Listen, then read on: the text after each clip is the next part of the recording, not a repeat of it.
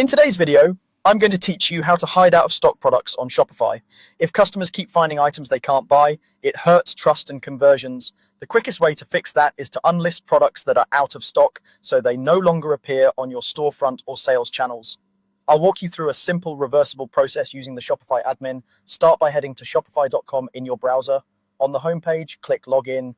Sign in using your preferred method, email and password, or any available single sign-on option.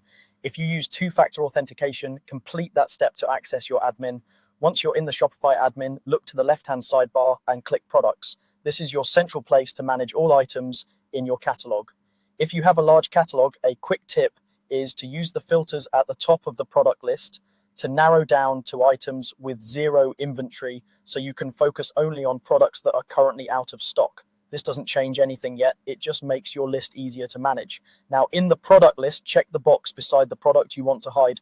You can select one item or select multiple if several are out of stock at once. Selecting multiple products is a great way to keep your store clean in one sweep.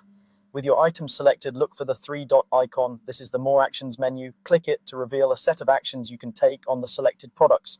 From that menu, choose Unlist Products. Unlisting hides the products from your sales channels like your online store without deleting them. Inventory levels, descriptions, and images remain intact in your admin, so nothing is lost. A confirmation prompt will appear to make sure you want to proceed. Review the message so you understand which channels will be affected, then confirm by clicking Unlist Products.